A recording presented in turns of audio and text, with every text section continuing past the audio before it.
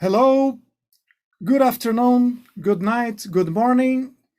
For those who are watching us, this is the sixth edition of the Journeys of Mixed Music of UFRJ, and we are here for the closing concert of this event, which is an extension event of UFRJ,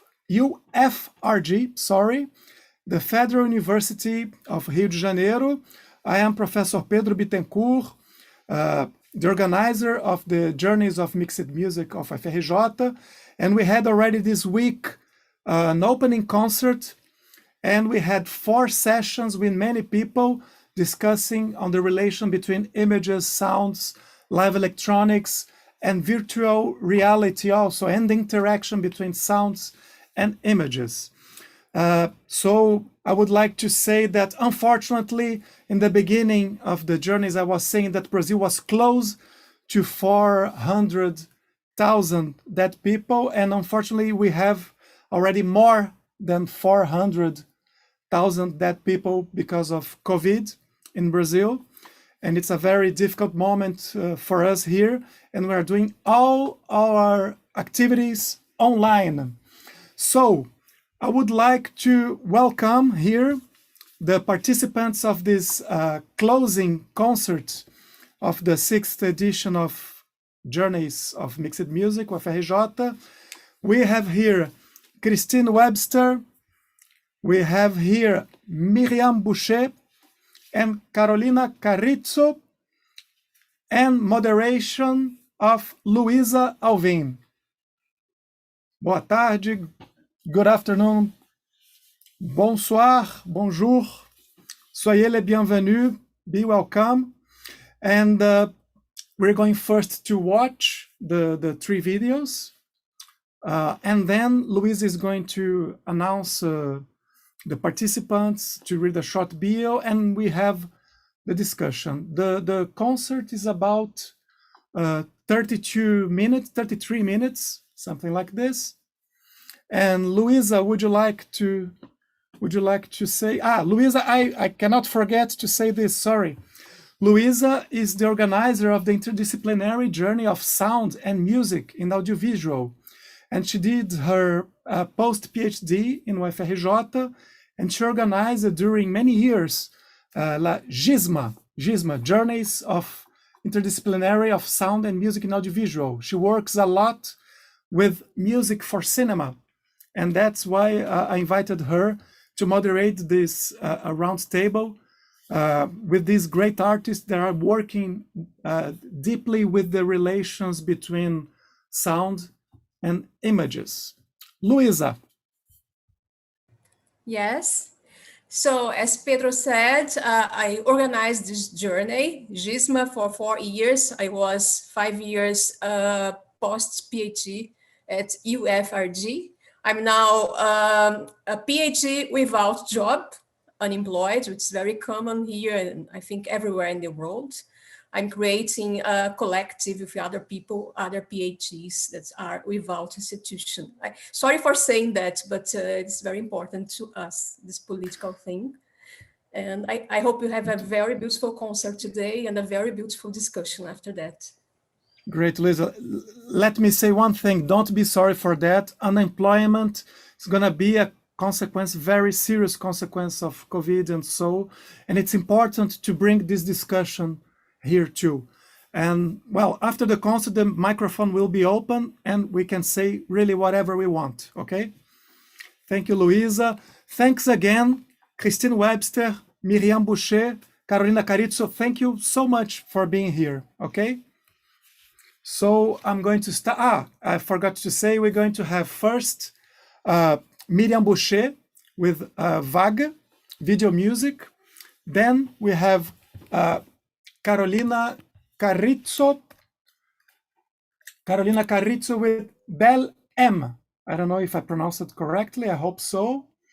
And the last, we have Empty Room by Christine Webster.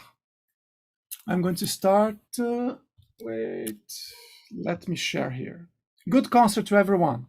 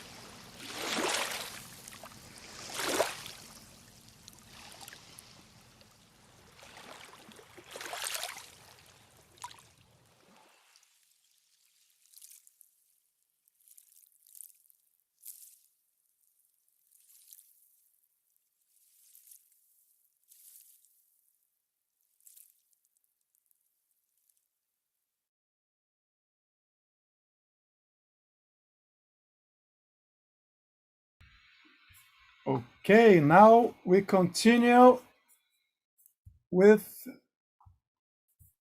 Carolina Carrizo del M.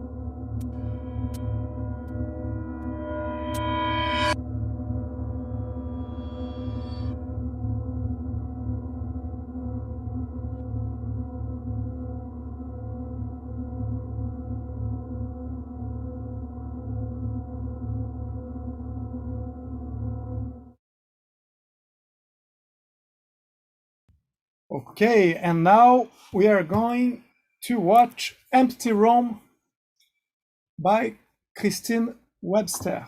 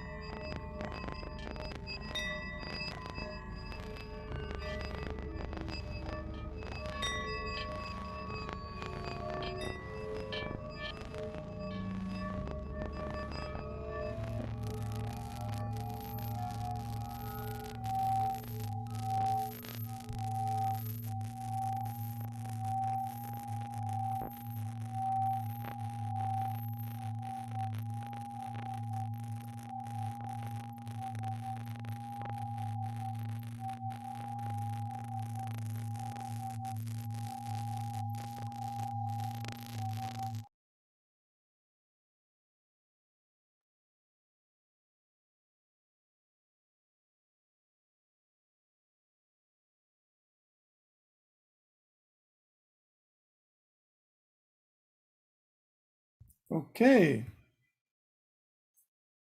So we are back, Luíza, Yes. Christine, Carolina, and Myriam. Luíza.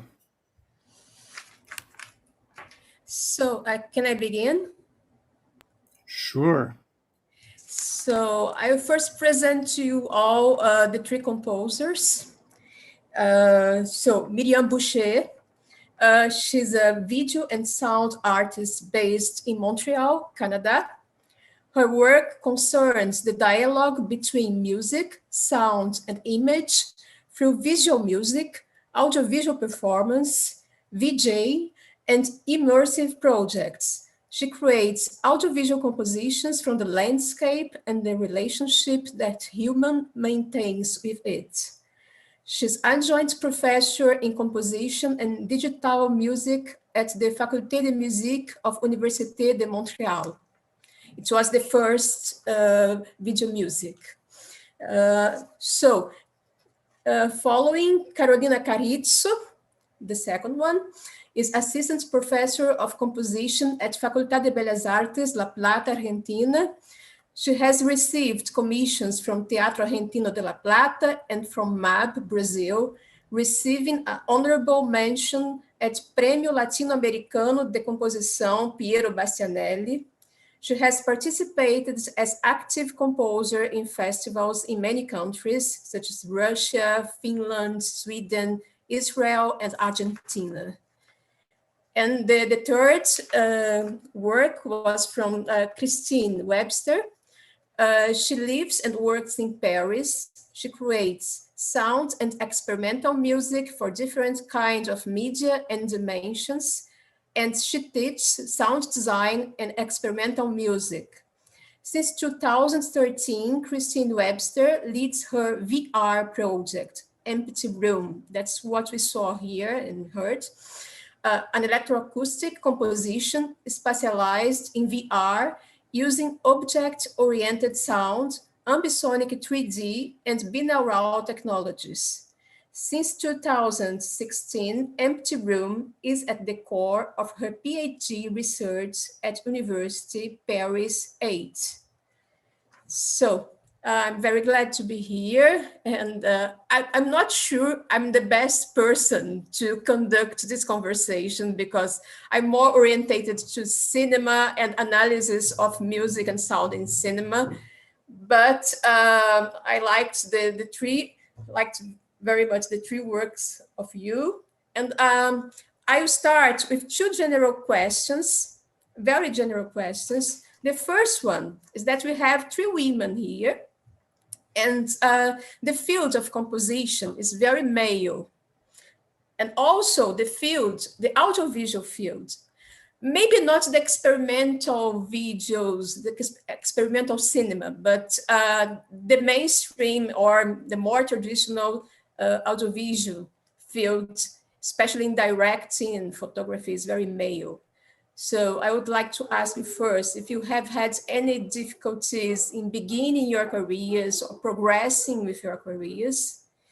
And the second question, the second general question is, has your interest for working with video, has it come together with the interest for music, or was it something that came later in your career? So up to you. I don't know who wants to be the first one. Who wants to begin? Maybe Myriam Boucher. She was the first one. Yes. I don't remember your first question. Yeah, sorry. You have had any difficulty because of being a woman in this such a male field like composition, video? Yeah. Not for me. I never had any difficulties with that. It's really like a male field, of course. Even here in Montreal and everywhere, when I travel in festivals, I'm often one of the few women in the place, but it never been a difficulty for me, and I encourage a lot of women to show their art and to apply with their works, because often we are a little bit shy about what we are doing, but we should not. And would you like to answer the second one? Your interest for video, how does it come to you? Yeah, first I began my career in music as a musician, like a keyboardist. And later I learned electroacoustic music composition. And at the same time, I began to do video stuff with my music. So for me, it was really organic thing to do experimental video with electroacoustic music, because you work with synthesis and field recording and textures and forms, and it was for me really natural to do both at the same time. So thank you. And now who wants to answer? Maybe go in the order, Carolina. Yes, in relation to the first question, yes, of course. For it's quite difficult to make to develop a career with some desigualities that are very current and on the societies. I don't know. Here in Argentina, there are a lot of discussions that put the feminists on the table that start to make appear a lot of the necessity to visualize the production of women. Also in our field, I mostly devoted to composition or writing composition, to mostly for ensembles, acoustic plays, and I started my career with very few reference of women on composing. So it was a lot of change 10 years ago until now, and now you are starting to see programmers and it's not that easy. Also, there's a lot of discussion about it's starting to appear thanks to all the discussion of the society, many subjects. Here in Argentina, this is very recent that the discussion about abortion is public. So a lot of movement that allows and has all to do with the visualization of the productions of women, also in fields as us that are very, very centered on men's, no? But it's very interesting. I think that we have a lot to do, but and I feel like a woman producing that I have a lot of responsibility about that, like to construct from there. And in the relation to the second question, I can say that I am really new in this.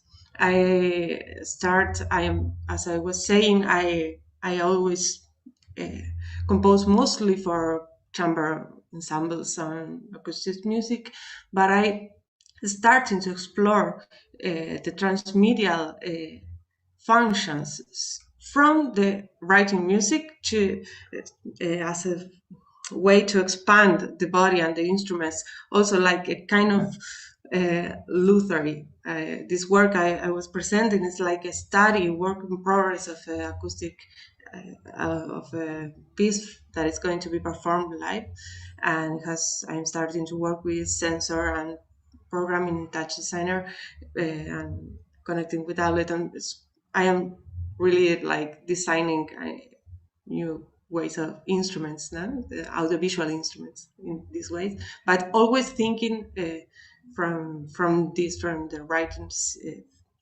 taking the composition, the musical composition as a starting point to abord also the video. Okay, and Christine? Okay, so of course, the musical audiovisual field is filled with males, and it is still filled, and we make a lot of progress, I guess, in the dissemination of the problematic of the difference that the gender is, comment on dit, provoqué, produziert. So I did the things I wanted to do in life and was always surrounded by men in my works, because I was also a sound engineer. And the difference, the most cruel difference, was the difference of the wages, the payment. And because you do your job, you do your work, you are equally gifted as your male colleagues. But the injustice, the lack of justice, is that you are paid less. And on the average of a whole life, this makes at the end a tremendous difference. So I did the calculation when I was invited at some roundtables a few years ago, and the difference is astronomical. I mean, you have not the same life, because money is what rules the world, the life, the economics. And this difference is just that you will not have the same life as your colleagues. So that was the best illustration for me. And it is still ongoing. I mean, I don't know, maybe less in the universities or in research domain, because everything is, comment on dit, shaped, cadré. And but when you are a freelancer in the movies or in TV, in audio post-production, all this is exploding, and you have not the same salaries and not the same incomes, and so you have not the same life. That I would say, and this is still ongoing, I think. And even if more and more women are coming to these fields, injustice is still there. So what can we do? We have You know? to fight Yeah. and fight. Because this is not just an people do not understand how much this is comment on dit, toucher la vie même quoi, des personnes. It touches your salary and your kinds of life you have. Yeah. Yes, absolutely. So okay, so this is sad. Okay, but we are doing the things, and we are doing our art, and art is also for me a space of freedom. So and I would say this like Virginia Woolf, you know, when she read the book A Room of One's Own. The art field is a room for us. And most precisely, when I came into electroacoustic music, the relationship between electroacoustic music with material and also the problematics of space, spatiality. So I found another room at another level, it's space. And so I found a space of one's own for me. So okay, so I would say this in this way. So to respond to answer the second question, at the very beginning, I was a painter. I studied at Beaux-Arts de Paris, and people who looked at my painting said always, "Oh man, it looks like sound." And so I decided to make sounds, to stop painting and to make sounds. So I went into the electroacoustics. I studied with Jean Schwartz.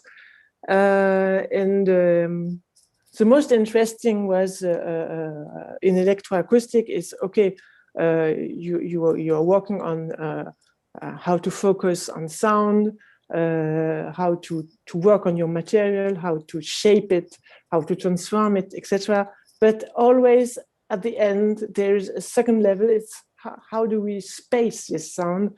How do we spatialize it? And so at this time, I did this as well in the 1990s, 1990, les années 90. Et so we had two solutions: making your works on stereo in studios. At this time, we had no home studios. And so you must have the chance to work in a studio or for a studio. This was not the case for everyone. And then you must have the chance to be produced to make your concert on an acousmonium. So this was very difficult because there are a lot of loudspeakers. They are very expensive. And this is not very a democratic approach. At this time, you had to be very lucky to do this. And in the years 2000, 2006, besides my work as a sound engineer for audio post-production in TV and movies, cinema, I was a gamer. I like to make gaming. Okay, and I discovered in 2006 virtual worlds. One was very famous at the time and still is. It's Second Life. And this was the embryo of 3D social gathering. It was very interesting because there was a lot of researchers, artists from all kinds of artists, visual, sound artists, etc. Pauline Oliveros was on Second Life with the Avatar Orchestra, and it was a tremendous, beautiful time of experimenting and between researcher artists and people who gather in. A lot of women went into Second Life.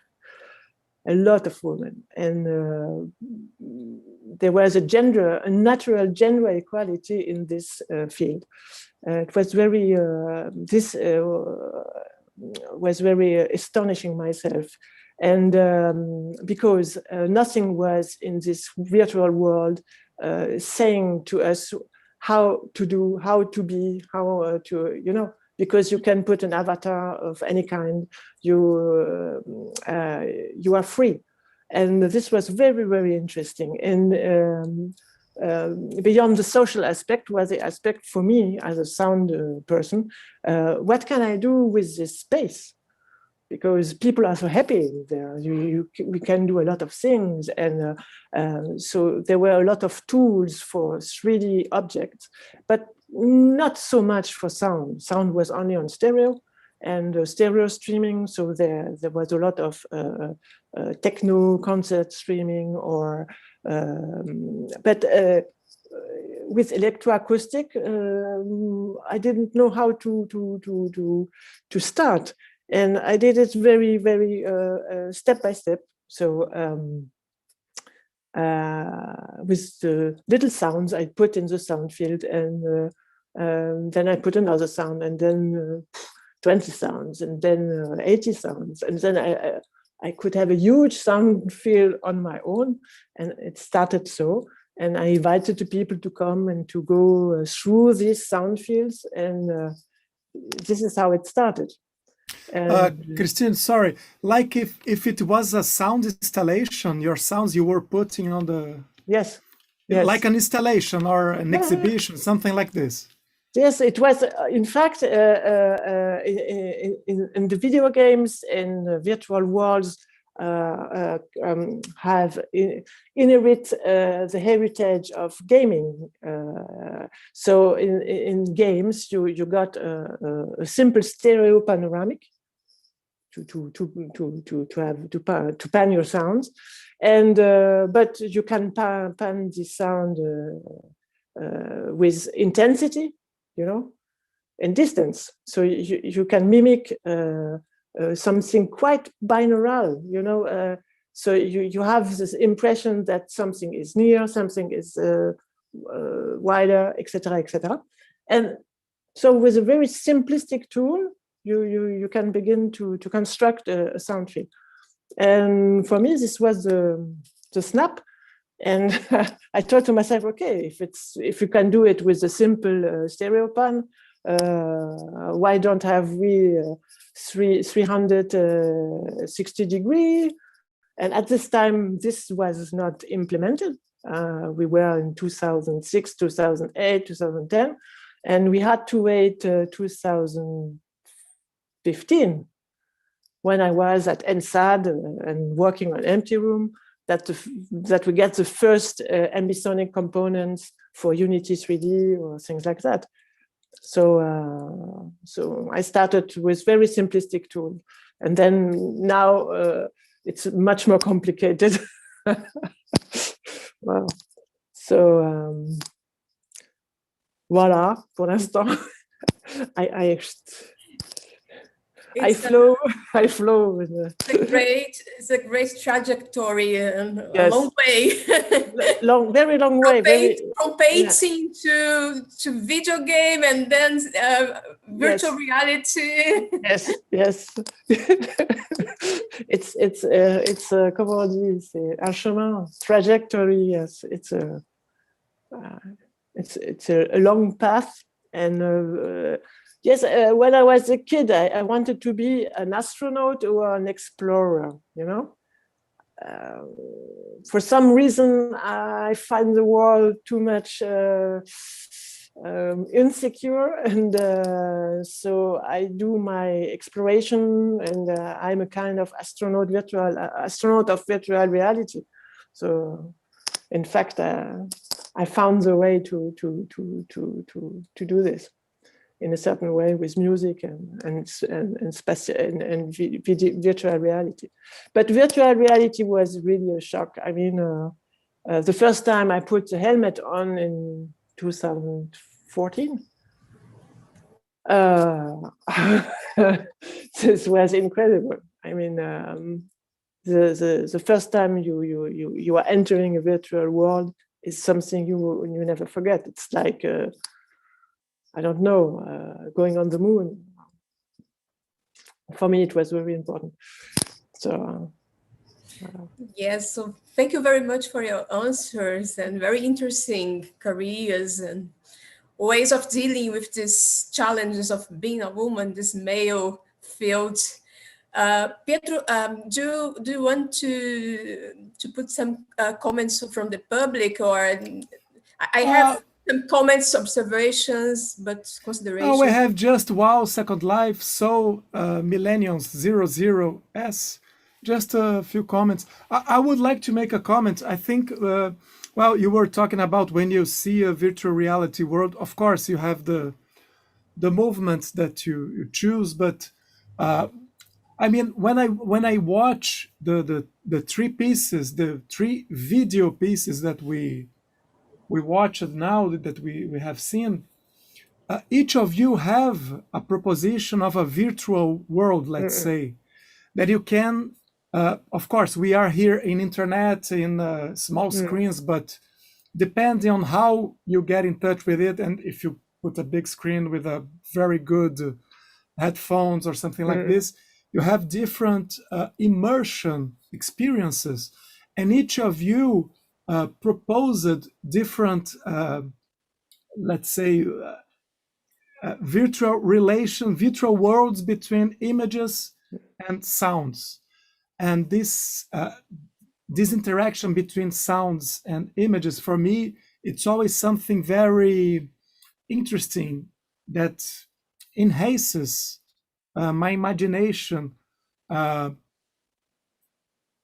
making relations between rhythm in images, what is being heard, and when we get there, we have a third thing that it's not image, it's not sound, it's not music, but it makes you interact with it, and there's something virtual, let's say, that it's connected to the perception of each one, that we can build different impressions, reactions, and relations with that.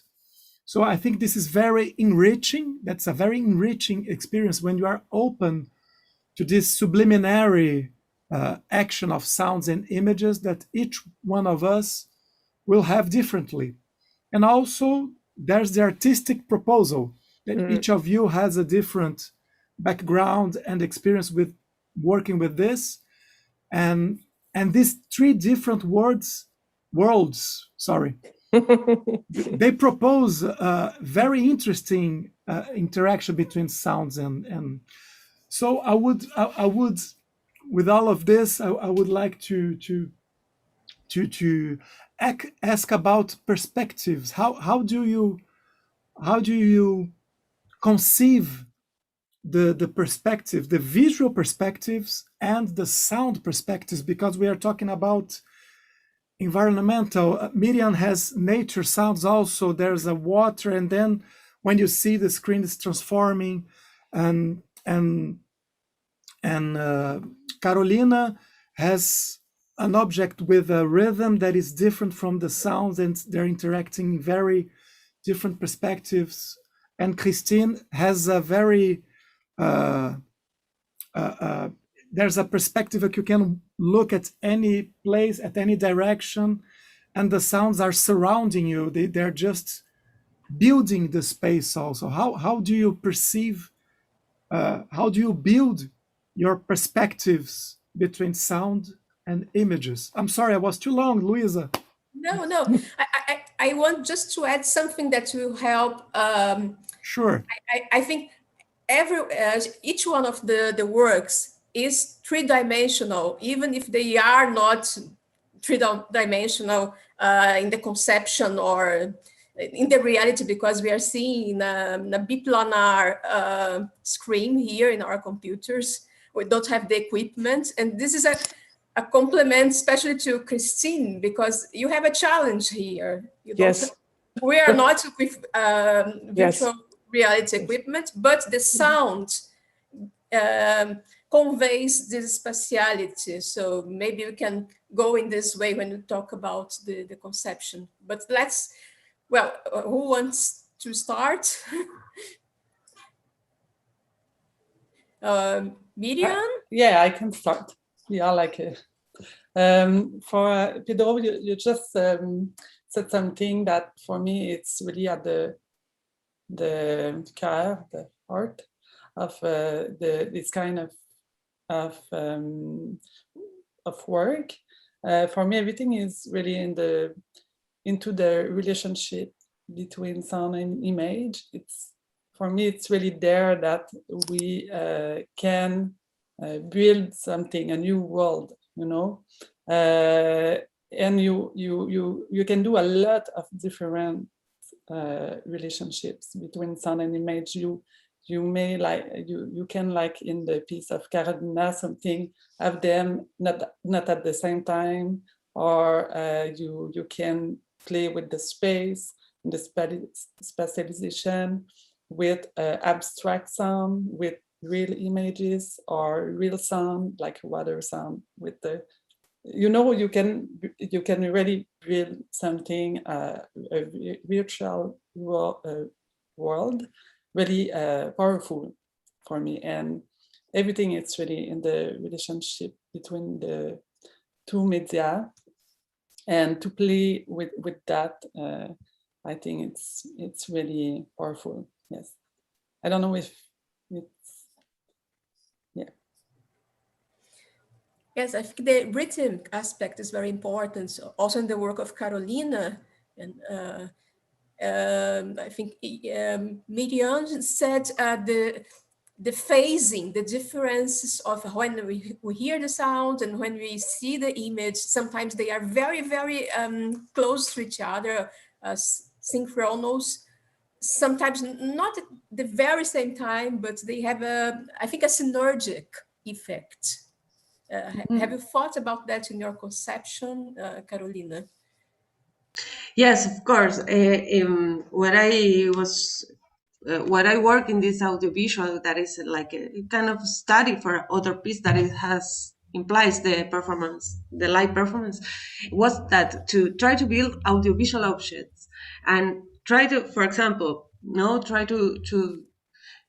I work with materialities that has a lot of tension. For example, I don't know, slow vibration of the visuals, long sounds, short sounds, high sounds, low sounds and short, low sounds and long, the black and the flashes of white. They're all the time, they're like the opposite of the materials in all the also in the visuals and the sounds. And then I work with like rhythm resultants, if you are making patterns, but with not all sound or not all visuals, to the almost combination. So there is all the time like a tension between for one instance, the materiality of the elements and also the resultants. I try to build big objects. For example, I don't know, maybe you can hear like exponential crescendo and a resultant that is visual and not sounding. So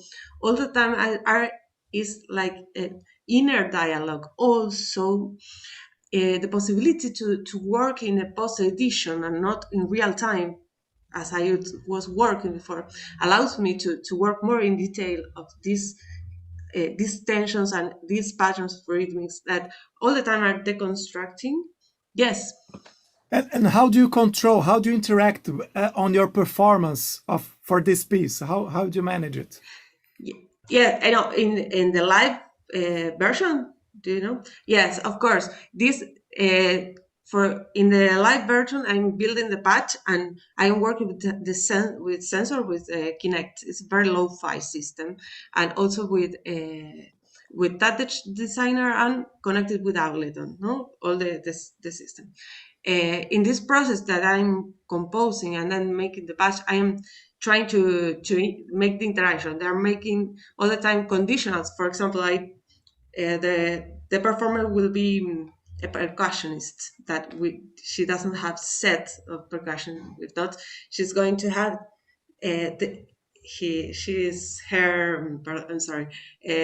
virtual space divided, no, like big buttons, invisible buttons that I were regulated with the Kinect. So in fact, each movement will have a lot of consequences that for example, one movement could have a delay for setting on an image, and a different delay for setting on the visual, the sound, and all the time, or maybe she put on a sound and control the process, for example, for a granular from the Ableton, no? And maybe this sound will control another aspect. So I am building in the moment on the process of building the patch that is kind of engineering, like I was saying before, like a kind of luthery, because it's an audiovisual instrument that she's going to play. All the time she's like has to learn to play a new instrument that is not it wasn't there before, and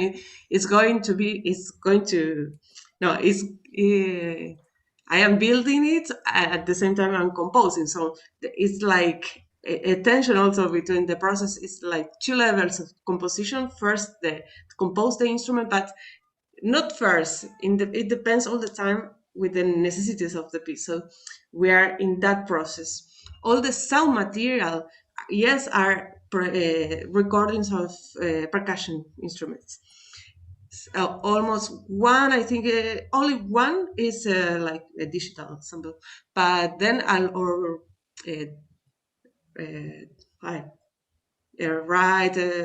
platitios. I forget the name in English. But Platitios no sé lo que es tampoco. Okay. Doesn't matter. I will a crash. I don't know, a tam tam. That kind of instruments. There are cymbals. I think it's cymbals. Yes, thank you. Sorry, my English. So all the time, it's that is why I'm into this world, a new world. That's why I start this piece. Also is called Del-EM. It's a kind of dispositive kind of technology that was used in the States in the 70s for women to make decisions on their bodies. So I am very interested in this kind of concept that you can compose your body by putting it in relation with technology. Any technology, it could be digital or not. So this kind of composition of the body, of the gender, the identity, has to do a lot to do with I don't know, on composing, because you can say, I don't know, I can hear a piece of for piano of Mozart and a piece for piano by Cage, and you say, okay, it's the same instrument, but there is a composition of the instrument.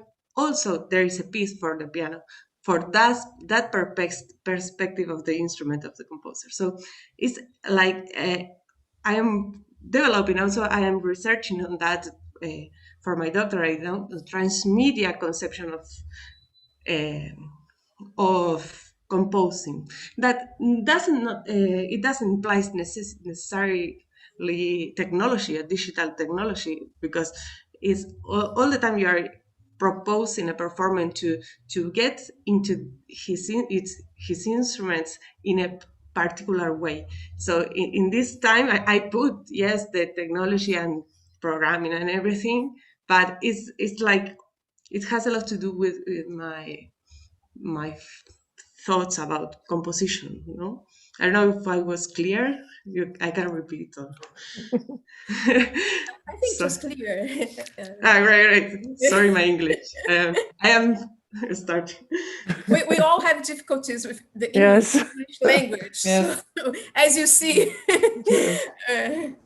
But Okay. we try to understand each other, and we speak slowly. Yeah.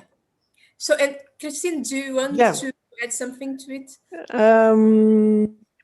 About I wanted to answer Pedro when you talk about virtual reality being everywhere, and effectively, I mean, this is true that each piece of art is a kind of virtual space in itself. This is true, but the very particularity of VR, as we know it since 10 years, is that suddenly you are part of this space. When you're taking the headset and the headphones, you are inside. You get inside the artwork, and you get inside the sound work, and this is this has nothing to do with what you knew before. I mean, this is very different to be before painting. This is very different to be at a concert. Even if this is an immersive concert, this is very different because in a cognitive way, something is operating which is very different. VR is sensing your senses continuously. You are probed constantly with the devices you are wearing, and you are in something very, very different as reality and as the virtual reality of the artworks we are experiencing outside VR. Well, I wanted just to make a slight difference I found very important between this. Sure. Maybe my comment was a little bit exaggerated. I meant that we have, anyway, we build a world with any work of art, and we have our imagination is operating inside it. That was the main point. The more I'm in VR, and the more I'm comment on dit, un constat. Statement. The statement is that reality is a patchwork, and a huge patchwork, where in majority we need tremendous amount of virtuality to construct a little bit of reality. You know, the more I'm digging into it, and the more I make the statement that reality could not exist without virtuality. And this virtuality, you found it in the speed of thinking, for example. And Deleuze said something very interesting between what we called actualization and virtualization, and which, this point of view, is a very quick movement, something operating in ourselves at speed of light. And in fact, you cannot dissociate actualization and virtualization. It's so imbricated, entangled, interlinked, interleaved. And the more I'm digging it, and the more reality is going away, you know? I understand. And in fact, what is reality? What is reality? I don't know, because the more I'm into it, and the more reality is stepping away, and the more I see how much virtuality is operating to construct it. So I was thinking about Luíza said, "I'm from cinema, music, and cinema," and I just remember now that when they showed the first images of the train inside the cinema, there were some people running away because they thought the train was coming. Yes. It's a legend, actually. So now we are in the moment of intermedia, you know, we're trying to connect to make stuff, and also interactivity. We are getting to layers with live interactions, all this, but it depends on our references also. Yeah. And I think you three are working also with experimenting your materials. Christine with the virtual reality, Myriam with the images, and Carolina with all these experimentals with movements. You're not conceiving something and then realizing, you're just experimenting with the materials, with the images, in order to compose. And how do you make this in a creative way?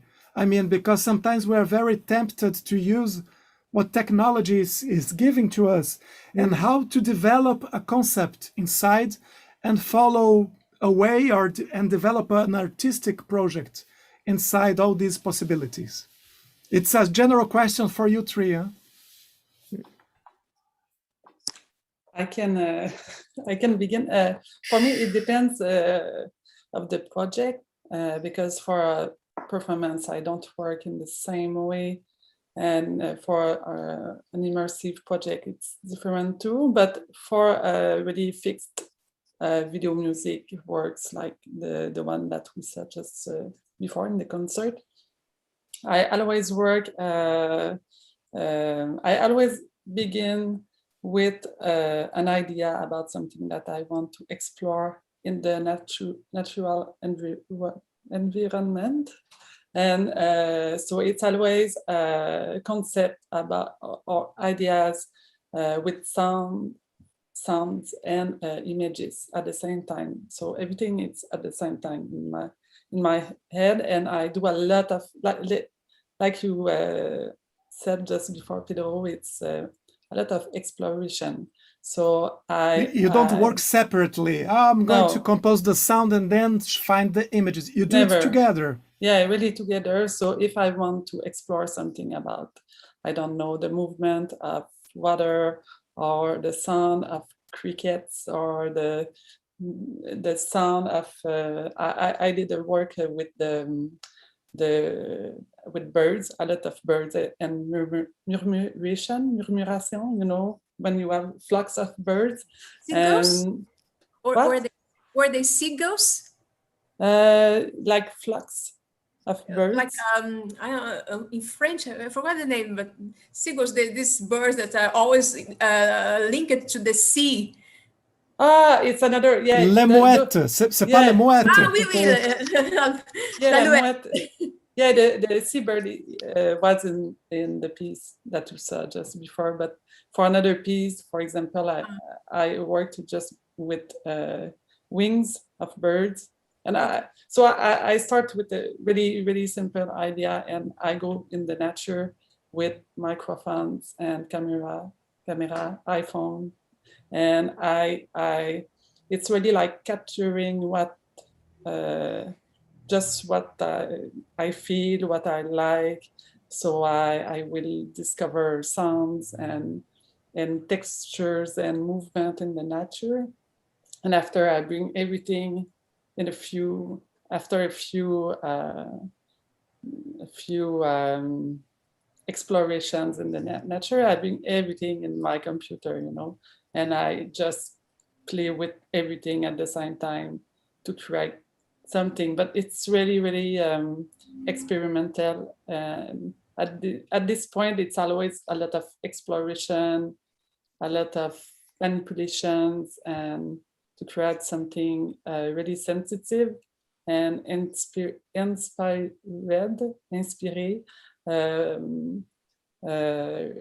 by my experience in the nature and how I feel about that. And of course, they are kind of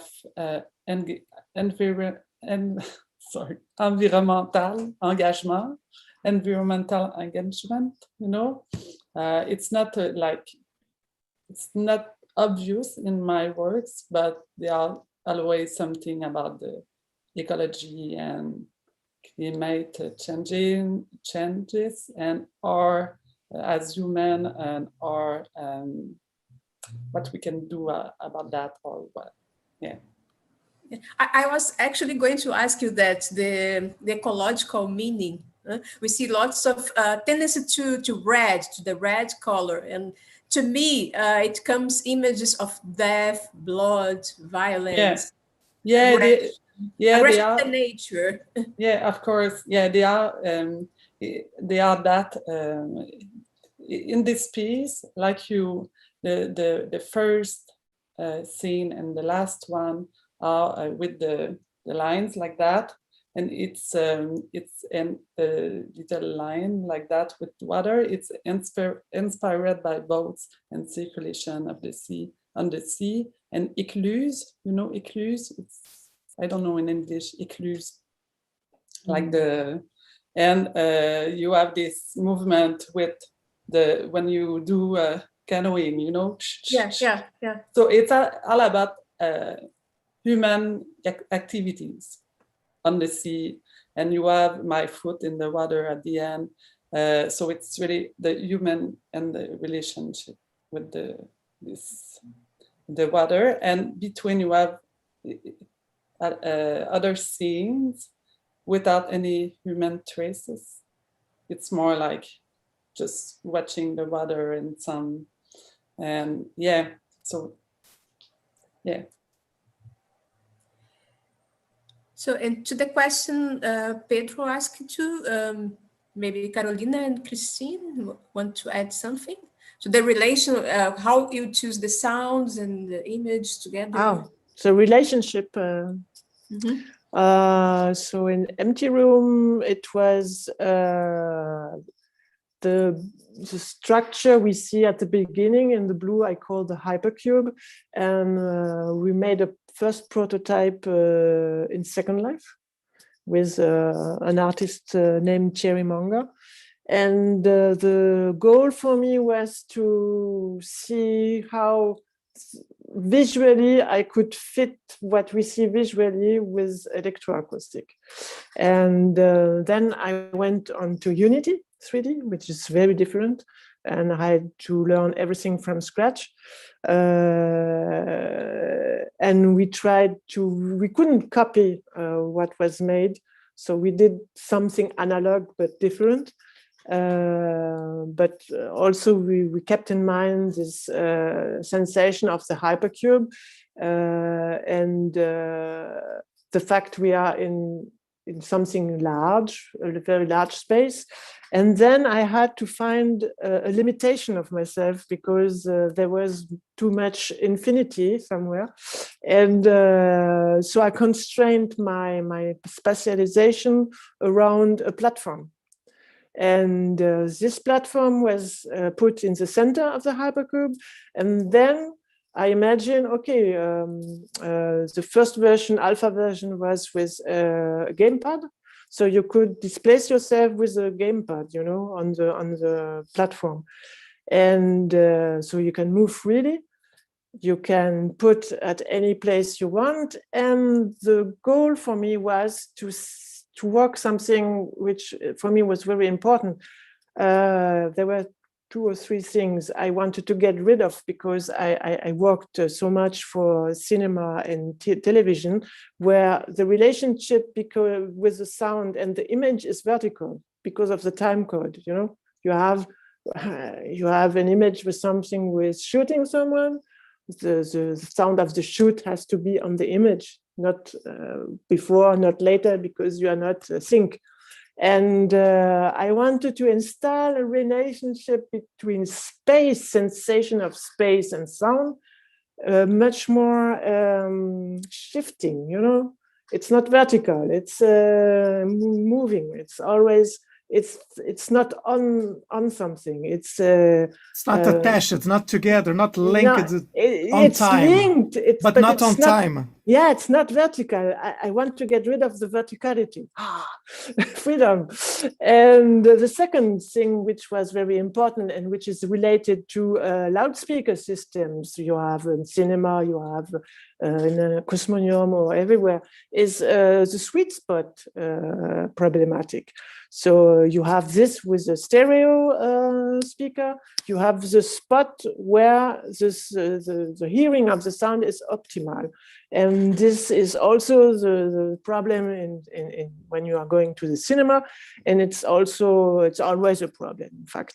And I wanted to see if I can get rid of the sweet spot. And to do this, I have to compose all the sound around the platform, thinking that the sweet spot must be everywhere I am. And so you think, okay, how can I do this? And in fact, I've done this very in a simple way with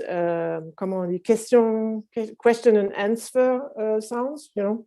So you have a sound here and another is answering at the other opposite, and working with quadraphonic answer questions display. So in my case, they are not virtual loudspeakers. They are only sound positioned in at a certain point in the space. You get rid of the transducers. There are no more loudspeakers. So you can also imagine your work beyond the loudspeaker system. But anyway, I did things with somehow quadraphonic implementation. And I do this with little quadraphonics, larger. And in fact, at the end, for the first part, I obtain at the end a spatialization which looks like a mandala and like a star. You know, things are. I have not the image here, but this was very interesting because when I was doing these things, I didn't have a detached point of view of my work. The things where you are into it, you do the things, you place your sounds, and at the end you obtain something very intriguing. And for the second part, which is red, I worked with stereophonic shiftings into the space. Christine, the second part is when you are on the small place, when it gets white. No, that's what you mean? The second is red. When okay. Everything is going up and down. Okay. You know? And this was a bug, in fact, and I kept this bug. It was a bug? Yes, it was a bug. It was a bug, and I kept the bug. It's true. It's beautiful. So I tell to my collaborators, okay, we keep this like it is. It is fantastic because everything is. It was a bug, and bugs are very interesting too. And the third, the third part, we have made something very special with Jean-François Messonnier from Conservatoire National Supérieur de Danse de Musique de Paris. And he make a 3D sound scene with a system called Transpan Bipan. And there are a lot of literature about this system. And he was just curious to know if we could make a transposition of his workflow and kind of making sound scenes and put this in virtual reality, and it worked very well. And voila, one little part of the big flow. And the colors are very interesting because you have blue and then red and then white. Well, yes. Bleu, blanc, rouge. Well, I don't know if it was a coincidence. No. Vive la France! Vive la France! It's purely coincidental. And no, what was very difficult was to make for the 3D builder. It was very difficult to make transparent structure because objects in 3D are mostly comment on dit, matte. And transparency was opaque. Opaque, yes. Opaque. Transparency gives us some difficulties, and I really wanted this to be like this. And so thank you again, the courageous designer. And another aspect was to make a cut, you know, because we are going from one scene to another. In game engines, you are dealing with levels. You know, you have a level 1, level 2, and this was a kind of going from level 1 to level 2. But when you are seeing it in the continuity, it's like to make a cut. You know, like you do in a movie. Yeah. So you can make like a cut in 3D. It's working. Okay, nice. And Carolina, to the same question of directions of sound and image, and in your case, I think with gestures to the body of the performer, and also the use of colors, because sometimes it's more white and then all the spectrum of colors appear. If you manage this difference when you have the colored thing or the more white thing. Yes, of course. As I was saying before, I select in every level of the materials tensions, no?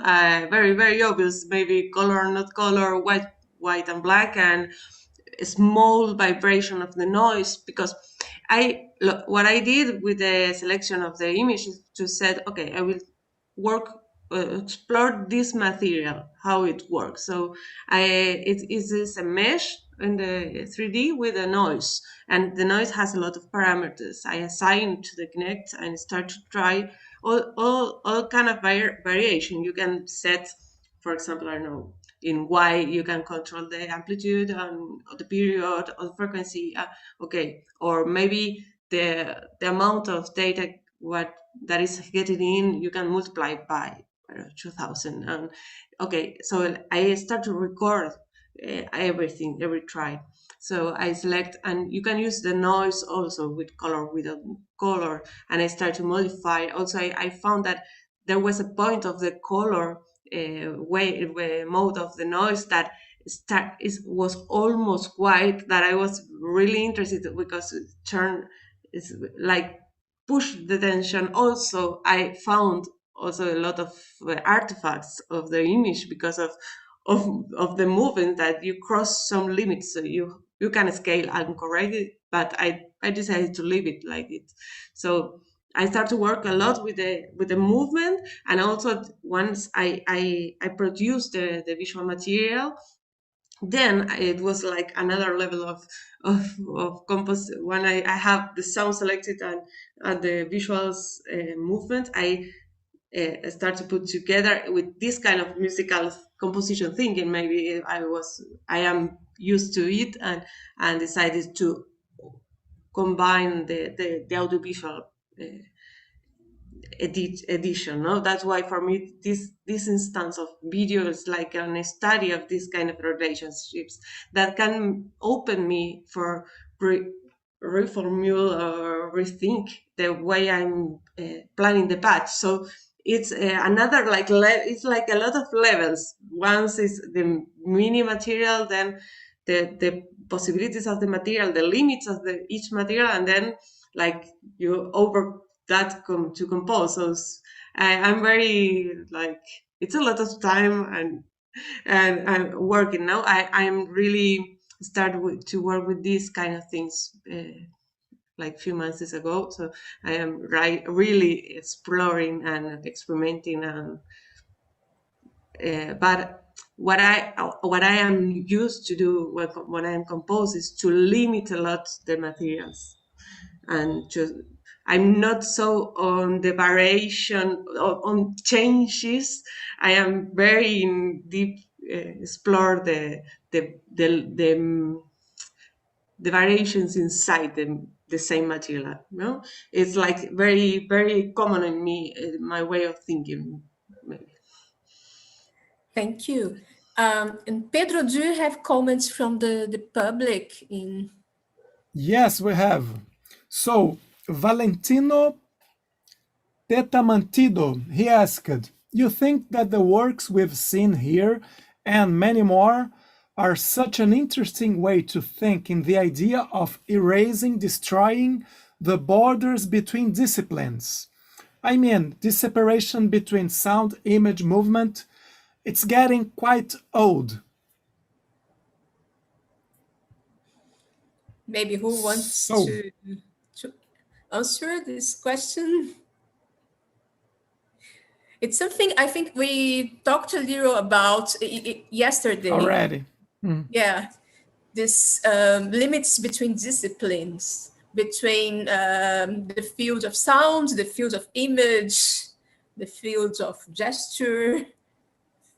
I can maybe just say a little word about that. I think that like during the 20th century, like at the first experience in experimental cinema, you know, with the visual music, you had those composers from the Absolute Film and Germaine Dulac in France, and many others that was really thinking about images like visual music, to arrange images without any sound, but like it was music. It was really like the music was a big inspiration for them. And after that, you had like Oscar Fischinger and Norman McLaren and a lot of in the 40s, a lot of composer and videas, cineasts, I don't know how to call them, like artists, just artists, that they were thinking about images and sound really together. I think it's not new what we are doing, but it's in this long lineage of artists, like also video artists in the 60s, like Namjoon Paik and Bill Viola, you know. They were a composer and they experimented a lot with video, like it was sound, and to think the video and the sound like just signals, you know. It's like the same way of thinking and to experiment with the technology.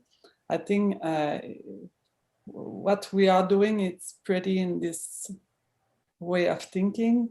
So for me, it never be really separated in our field or in my field, the sound and the music.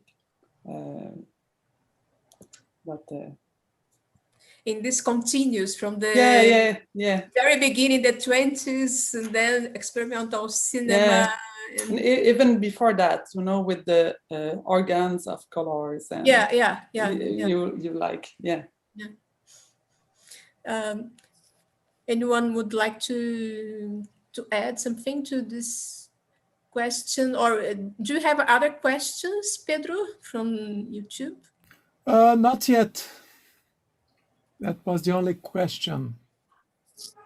I have a curiosity to ask to Myriam Boucher, the title Vague, and then I've seen a poem of Pablo Neruda in the program. Yes. To us, and also in a video, in a short video, a short version of a video in our site, and then the poem is in the end. So yes. Was it an inspiration for you, or was something that came after you were in the processing of the work? Yeah,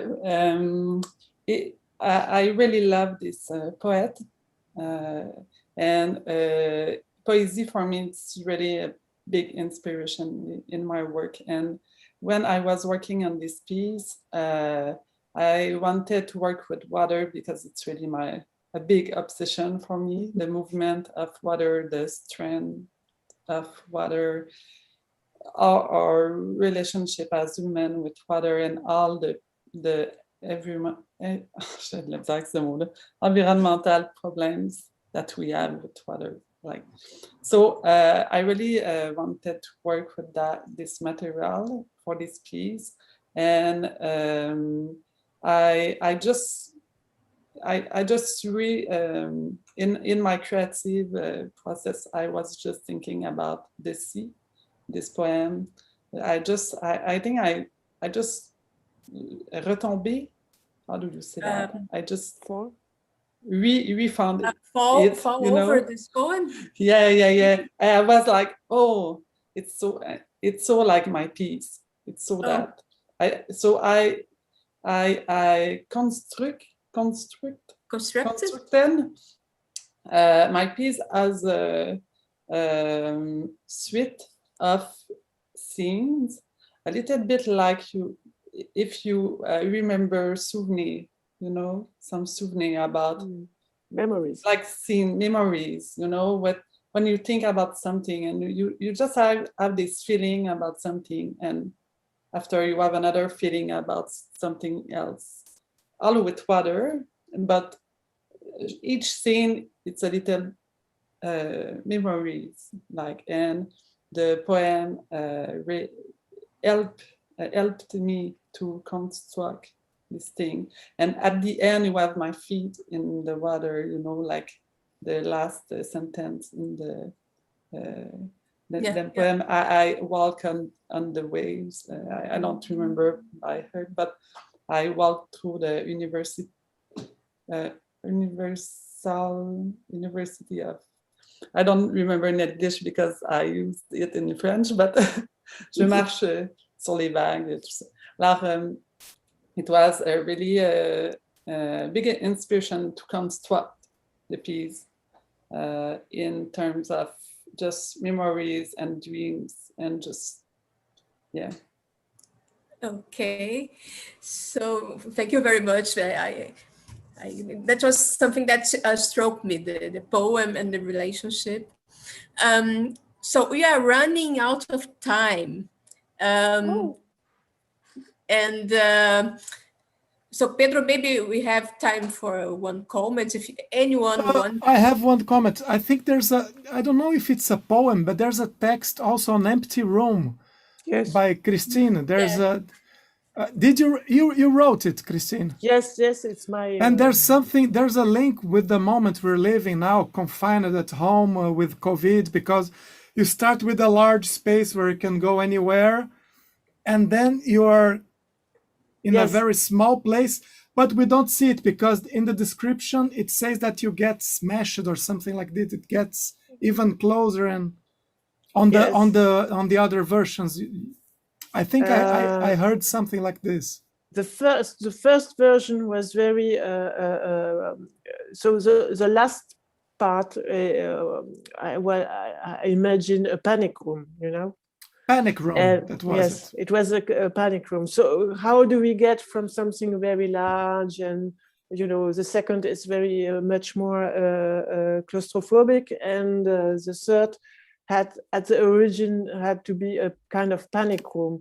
But in fact, we had turned the thing upside down with Jean-Christophe Messonnier, because we have sorted sound, very beautiful little sound with Tibetan bowls, etc., etc. This was the second version, because we wanted to experiment his technology and the transposition of his sound scene. And so we went from something a little bit claustrophobic with only the first version. It was only abrasive sounds, very you heard them at the very end. But we made at the final stage, we made a kind of paradox, you know, because the spatiality in the sound of the Tibetan bowls, because the sound itself has spatiality, you know, and so it was like a paradox to be in a panic room with very tiny sound which have spatiality. So they put make larger your perception anyway. That's the point, or the way these sounds are made are spatial in something that is a container that is not more spatial. I don't know if this is perceivable, but we decided to make it this way. Okay. I don't know if I've answered. Sorry, in the third part we hear bell sounds of bells, and yes, this was gongs, bells, and Tibetan bowls. Because this gives me an impression of space, of more space, even though the image is confining me. Yes, and this was the purpose to if I've stayed because with the technology of Jean-Christophe, if I've stayed with the very comment on dit ça, noisy sounds. Noisy sounds are not spatial. They are compressing space, you know. So we decided to work with these sounds, and this created a paradox. I found this also interesting. Sure. Carolina, you don't have a text linked to your work or to this development, or do you? Yes, yes. In fact, I have. I had all the idea come up from a text from Helen Hester, that is a professor in London, I think, University. The text is about xenofeminism, and it talks a lot about the discussion between the use of technology and the body and ecology. A lot of perspective and this discussion. It doesn't structure my piece, but the idea of this, of composing the body on is up from that. Yeah, that's interesting. I can do something. I can take these 3 texts and add to the YouTube description, so people when we watch, I'm gonna add this. It's a good idea. Good idea. Good idea. Great. Okay. So, Luíza, what do we do now? Yeah, what do you do now? You are the chef. You're the No, boss. you are the moderator. But okay, if you don't have any comments from the public. No, we don't have any more questions. I want to say thank you very much. And I must say, Luíza, I don't agree with you when you said, maybe I'm not the person to do. I think you were the perfect person for tonight. It was great. You worked a lot with cinema and sound for cinema. I think this is a discussion that I want to add to the next editions of the mixed Journeys of Mixed Music. It's very important to develop a discussion on audiovisual of sound, images, video, and paintings. There are many musicians that. Interdisciplinary. Yeah, it's already something else. I think people we saw here. Each of you has a different conception of how building it, and it becomes something more or something else than music plus image. It's a work of art. That's the and it's very interesting to talk with you and to receive your ideas and discuss them, because when we watch it again, we're gonna have another idea too. That's very nice. So it's gonna be online and people will watch also. And I wanna thank you really very much for your presence here, for your participation. Christine, Myriam, and Caroline, Luíza also. Thank you. So if you wanna say something before we finish the session. Thank you, Pedro, for inviting us. Thank you, Pedro. Thank you a lot. Yes. Thank you, Luíza. Thank you very much. Yeah, it was a great pleasure to be here. Yes, we had a good time. Yeah. It was really nice to meet you. I say thanks again. See you next time.